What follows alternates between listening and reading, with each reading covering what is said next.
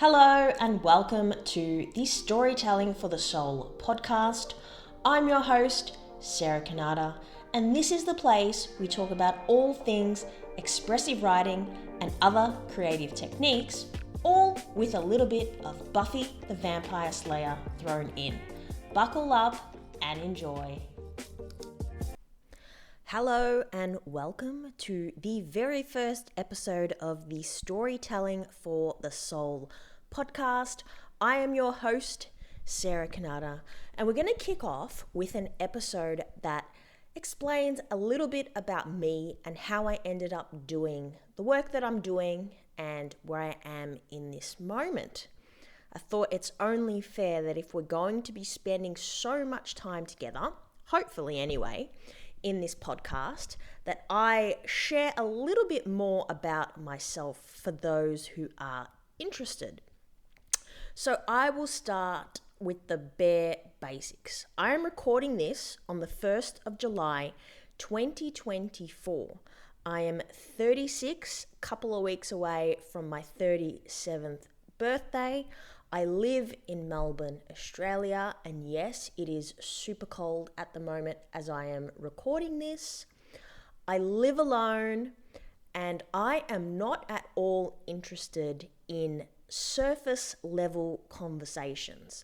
I'm all about deep, meaningful connections and conversations, hence why I have felt the pull to start this podcast. And to be honest with you, this podcast has been months, potentially years in the making. I've just never really had the guts to basically pick up the mic and start talking. I do see myself as more of a writer above everything else, and that's where I feel comfortable in terms of my form of self-expression. But I think it's good to test the waters every now and again, and I love listening to podcasts. So what I'm hoping that this podcast will achieve is to give you a little bit more of an idea of who I am, share a little bit more about me, my personality, and if we can vibe.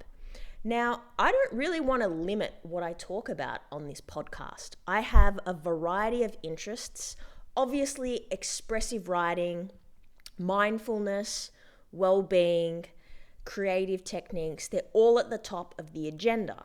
But hey, I'm human, I have my loves. For example, Australian rules football. I am a mad Essendon Bombers fan. If you are listening to this outside of Melbourne or Australia, you probably have no idea what that means. But if you are in Australia, particularly in Melbourne and certain states, you'll know exactly what I mean. Aside from that, I am an avid Buffy the Vampire Slayer fan, and I have been for years. I am a little bit mad, and I'm actually, right as I record this, engaging in a full-on session of rewatching the entire series, which is no easy feat given there are 7 seasons. Now, I'm really passionate in terms of storytelling for the soul and my business around working with people who I relate to. So I think at this stage in my life, that is typically women who are more mature, who are also living alone, crave meaningful connection, and they're really keen to build a life that they love. And you might be listening to this right now, and if you're anything like I was just a few years back, actually when I hit 30 really, I think this really settled down in my head. Everything on paper looked perfect. I should, emphasis on should have been happy. However, there was a big gaping hole within me that regardless of what I did and what I managed to achieve, I never seemed capable of filling. And so at that point, I really embarked on a search that led me down the personal development road. I learned a lot about myself, and I have come, and look, this is constantly evolving because I think healing and growing is a constantly evolving journey. really, as we have new experiences, as we develop new scars, as we move into becoming more of who we are here to be and what we are here to do. I personally think we all have a purpose, and that's exactly why we are here on this planet. Now, I'm not here to tell you what your purpose is. That's for you to uncover. It can be big, it can be small, doesn't matter. But I genuinely believe we are all here living and breathing for a reason. Now, a little bit about my professional background. I am actually a journalist by trade, and I've been working in communications for the last 10 years plus. I am widely published. If you look up my name on Google, you will see that I've been published in the Huffington Post. At the time of recording this, I'm an avid Elephant Journal contributor. Also been published on SBS Online. I have a picture book called Willow Willpower. In terms of expressive writing, and this work in particular, everything I teach is trauma informed. I have an embodied processing practitioner certification through the Centre for Healing here in Australia. I've also gone ahead and done their trauma informed coach certificate course. That was a short course that led into embodied processing. But explained simply, embodied processing is a body-based approach to working with trauma. And my work is all about expressive writing and weaving in these embodied processing techniques. Because here's the thing that I figured out really on in my journey as I was writing. Now, I've been writing since I was about 12. And I want to say 12, I can't be certain, but this is what my memory is telling me. Around 12, going through all the teenage angst years, life got really hard and really dark. I'm not going to go into any specifics here. I do inside my course, inside the holistic wellness circle, but for the purposes of this podcast, I don't really think it's relevant. But that's really at the age of 12 when I started using this form of expressive writing, and I never would have called it expressive writing back then because I wouldn't have had the language for that. But very soon, I caught on that there was more to writing than I ever believed. Writing had this power to somehow work through all of the muck that was in my head, and it allowed me to process in a very different way to basically everything else.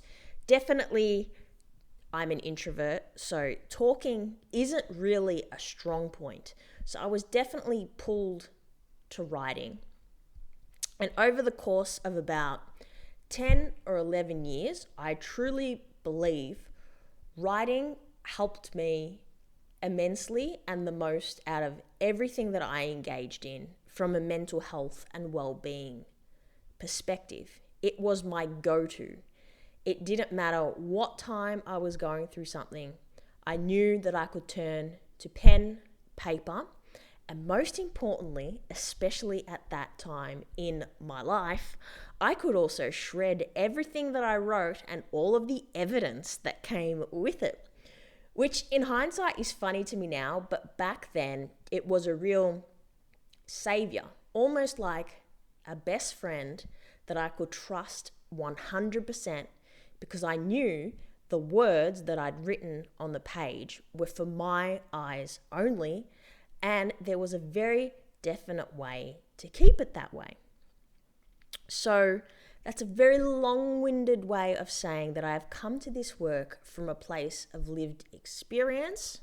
And since I moved into storytelling for the soul and working with people with writing and embodied processing on a one-on-one basis and through my membership, I quickly figured out that this whole writing thing wasn't just helpful to me. I have seen some of the most remarkable stories. You can go on my website, sarahkanata.com. That's Kanata is spelled Cannata. I'll pop it in the show notes for you.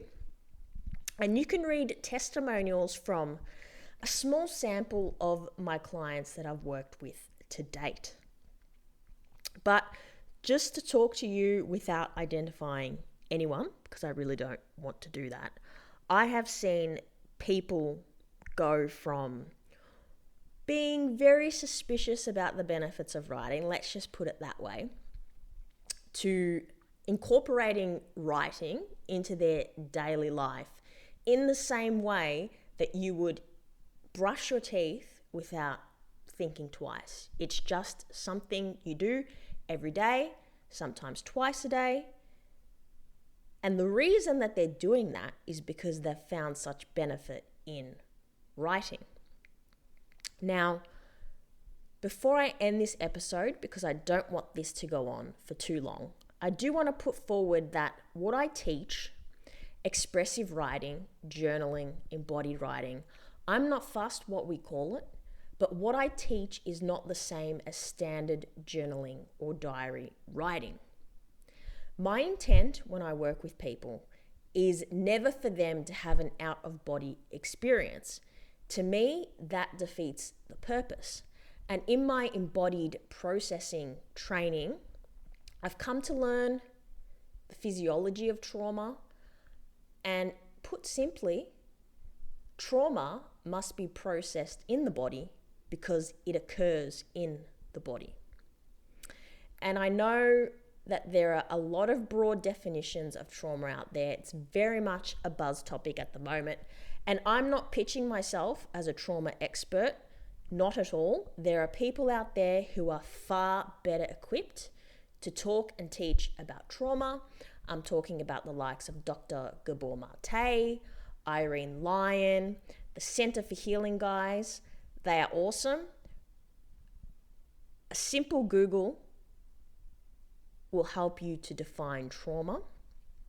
In my books, I think trauma is basically any experience, big or small, and keep in mind it's subjective, that doesn't complete in terms of the autonomic nervous system response. And what happens is that trauma gets stuck in a loop. And if you're anything like me, you stuff it down, you stuff it down, you stuff it down over the course of a lifetime. And at a certain point, you hit a period. For me, it was when I turned 30, when I couldn't stuff my stuff down anymore because there was nowhere for it to go. And slowly over time, it started leaking out into my day-to-day life to the point where I had to go back and address my issues. This is really powerful stuff and really powerful work. So what I teach, it's not standard journaling, it's not a brain dump. We are writing, but we are also working with the felt sense of the body as we do so. Now, in recent times, I've also been experimenting with incorporating other things into a writing practice. And what works is very different for different people. So for example, with some people, I'll get them to meditate for 2 to 3 minutes before they write. Some others enjoy coloring in before they write. They just find that the words afterwards come to them so much more easily, almost like a flow. I'm really into experimenting with different creative techniques, and everyone is super different. But at the core of what I do, the purpose of this work is to welcome all parts of ourselves, even the parts that we pretend are not there, and we all do it. I'm going to leave this episode here because I want it to be short and sharp. If you've got any questions, please feel free to reach out to me, info@sarahkanata.com. I'll have that in the show notes. You can check out more of my work on sarahkanata.com. I truly hope that you will enjoy this podcast and follow along and journey with me to see where it takes us, because I'm going to be really honest with you. I'm not quite sure. However, I'm all up for the ride. I'll see you in episode number 2.